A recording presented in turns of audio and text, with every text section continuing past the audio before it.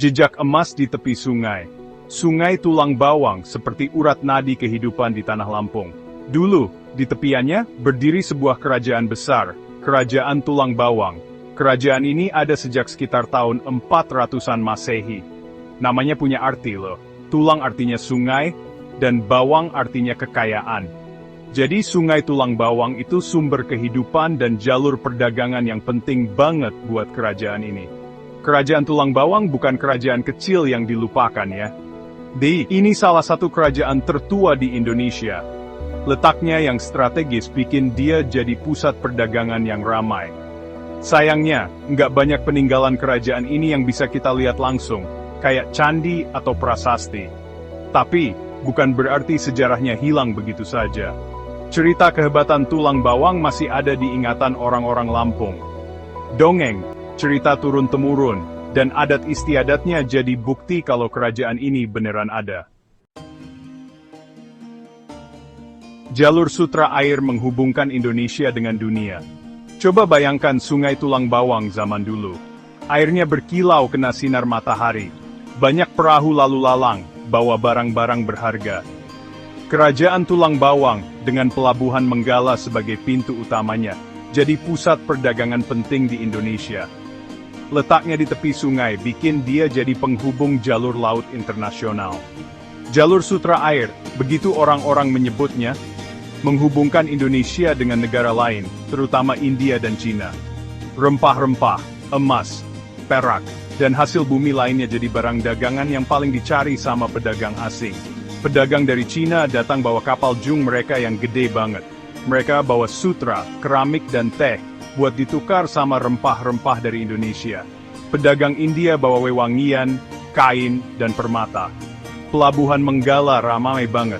Jadi bukti kalau Tulang Bawang itu kerajaan yang terbuka sama dunia luar. Di sini, budaya dan teknologi dari berbagai negara bertemu, dan mewarnai peradaban Indonesia. Bisikan dari Cina mengungkap kilau Tulang Bawang. Cerita kehebatan kerajaan Tulang Bawang nggak cuma ada di Lampung. Jauh di seberang lautan, catatan-catatan kuno dari Cina menyimpan jejak-jejak kerajaan ini. Sejak tahun 500-an Masehi, pedagang dan utusan Cina udah datang ke Indonesia. Laporan mereka tentang kerajaan-kerajaan di Indonesia termasuk Tulang Bawang, ditulis di banyak dokumen penting. Salah satunya buku Liu Song Shu, catatan sejarah penting dari dinasti Liu Song, sekitar tahun 420 sampai 479 Masehi.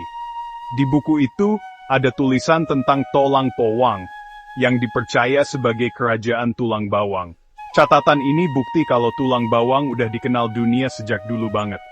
Nggak cuma itu, catatan dinasti Tang, dari tahun 618 sampai 907 Masehi, kayak Taiping Huang Yuqi dan Wu Peiqi juga nulis tentang kerajaan ini. Catatan-catatan ini bilang kalau Tulang Bawang itu kerajaan yang kaya dan punya hubungan dagang yang erat sama Cina. Misteri hilangnya sebuah peradaban. Kerajaan Tulang Bawang, meskipun hebat di zaman dulu, bikin para ahli sejarah penasaran. Kemana perginya kerajaan besar ini? Kenapa peninggalannya nggak sebanyak Sriwijaya atau Majapahit? Beberapa ahli sejarah menduga kalau kerajaan Tulang Bawang mulai runtuh karena beberapa hal. Salah satunya karena jalur perdagangan laut yang berubah. Pelabuhan Menggala jadi sepi. Mungkin juga karena bencana alam, kayak gunung meletus atau gempa bumi. Tapi, sampai sekarang, belum ada jawaban pasti tentang hilangnya peradaban Tulang Bawang. Misteri ini jadi tantangan buat para arkeolog dan sejarawan untuk terus mencari tahu. Mungkin nanti kalau ada penemuan baru, kita bisa tahu lebih banyak tentang kerajaan yang hilang ini. Bagian 5, ketika dua kerajaan bersatu. Tahun 700-an Masehi jadi babak baru buat kerajaan Tulang Bawang. Ada kerajaan baru yang kuat di Sumatera, yaitu kerajaan Sriwijaya. Sriwijaya ingin menyatukan wilayah laut di Indonesia. Dengan tentara dan kapal lautnya yang banyak, Sriwijaya mulai memperluas wilayahnya. Kerajaan-kerajaan kecil di sekitarnya, termasuk Tulang Bawang, jadi incaran Sriwijaya. Para ahli sejarah menduga kalau akhirnya Tulang Bawang bergabung dengan Sriwijaya sekitar tahun 686 Masehi. Mungkin mereka bergabung secara damai atau karena perang. Meskipun bergabung dengan Sriwijaya, bukan berarti Tulang Bawang menghilang begitu saja. Budaya, tradisi, dan pemerintahannya tetap ada, bercampur dengan budaya Sriwijaya, dan menurunkan nilai-nilai luhur ke generasi berikutnya. Bagian 6. Warisan leluhur, Gema Tulang Bawang di Tanah Lampung. Walaupun kerajaan Tulang Bawang udah lama hilang, tapi warisannya masih ada di Lampung.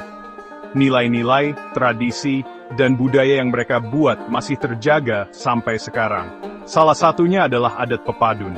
Adat ini memungkinkan banyak keturunan untuk jadi pemimpin, nunjukin kalau masyarakat Tulang Bawang itu terbuka dan adil. Cerita turun-temurun, kayak cerita si Pahit Lidah dan Putri Bungsu Lai, juga dipercaya berasal dari zaman kerajaan Tulang Bawang. Cerita-cerita ini punya pesan moral dan kearifan lokal yang diceritakan dari generasi ke generasi. Bahasa Lampung, khususnya dialek Tulang Bawang, juga menyimpan jejak budaya zaman dulu. Kata-kata dan dialeknya yang khas jadi bukti kekayaan budaya dan sejarah di tanah ini. Bagian 7. Menjaga api sejarah tetap menyala. Cerita kerajaan Tulang Bawang mengingatkan kita kalau Indonesia punya sejarah dan peradaban yang kaya banget. Jauh sebelum Indonesia merdeka, udah ada kerajaan-kerajaan besar. Sayangnya, sejarah kerajaan di luar Jawa termasuk Tulang Bawang masih kurang diperhatikan. Padahal sejarah mereka penting dan menarik untuk dipelajari. Makanya, kita harus sama-sama melestarikan dan mewariskan sejarah bangsa ke anak cucu kita. Kita bisa teliti, nulis buku, bikin film dokumenter atau cerita ke anak cucu kita, biar sejarahnya tetap diingat. Bagian 8. Menelusuri jejak yang terlupakan. Mencari jejak kerajaan Tulang Bawang itu kayak nyusun puzzle yang gede banget. Potongan-potongan sejarahnya ada di mana-mana, mulai dari catatan kuno Cina sampai cerita rakyat. Kita butuh penelitian lebih lanjut untuk mengungkap misteri kerajaan ini. Mungkin kalau kita gali situs-situs di sekitar Sungai Tulang Bawang, kayak bekas pelabuhan Menggala, kita bisa nemuin barang-barang kuno yang bisa nambah pengetahuan sejarah kita. Pemerintah dan masyarakat harus bantu supaya sejarah ini tetap terjaga. Kita bisa bikin museum untuk menyimpan dan memamerkan barang-barang kuno yang ditemukan. Bagian 9. Sebuah panggilan untuk mengenang. Kerajaan Tulang Bawang mungkin cuma tinggal kenangan di tepi sungai.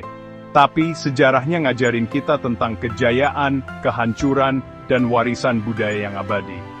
Ayo kita ingat lagi kehebatan Tulang Bawang. Ayo kita pelajari nilai-nilai luhur dan kearifan lokal yang mereka wariskan.